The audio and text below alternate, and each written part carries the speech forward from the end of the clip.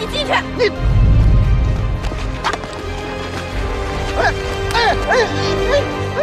都停下！停下！谁在干活了啊？谁在干活？我废了谁！经理，不好了！长官，一帮子不知道什么人拿着家伙不让我们干活，谁要干活就是把谁的手打断，这咋办呀？你把活都放下，跟我走！快！放家伙！快走！我是这里的经理，有什么事情你们可以跟我对峙。你们雨天拆了我们的厂，就随便啊散点钱就能完事儿了？这不是要断我们的活路吗？那我们上哪儿吃饭去？对呀，断我们的厂，我们上哪儿吃饭去？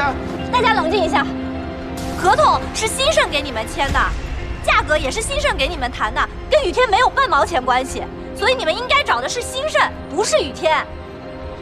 谁在拆房子，谁就是正主。我们要吃饭，对不对？对，我们要花钱，有什么错？我们要属于我们自己的钱。不讲道理吗？谁不讲道理？你们不讲道理，我不讲道理。既然你付不了责，那我们就到雨天找他们老大要钱。你负不了责，有人能负责。我们要吃饭，要钱。不行，你们不能是公司，你们不能是公司。就是你为什么要挑唆他们闹事儿？我怎么挑事儿了？我说的是正事儿，好不好？给我松开，松手！我不能让你去公司闹事儿。别以为你是小丫头片子，我就不肯抽你啊！你给我松手！我不能让你进去。你，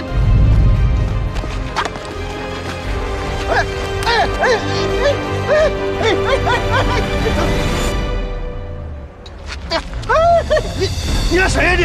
啊！给我松开！信不信？信不信我现在废了你啊！疼！就你这副德行，还好意思当流氓呢？啊！谁让你们在这闹事的？欺负个女孩算什么本事？有本事冲我来！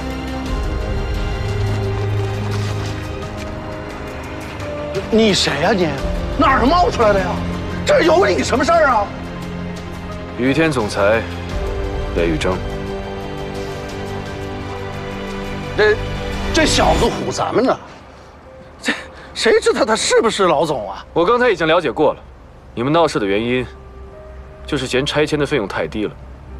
心情我可以理解，但你们有没有想过，拆迁的安置费用可以坐下来慢慢聊，非法聚众影响工程进度，这可就要赔大钱了。不是，这进度什么跟我们没关系啊？我们现在没活路了，不是吗？我们就是要吃饭，要我们自己的钱，这总没错，对吧？对，我们要自己的钱，有什么不对啊？要钱！怎么不行？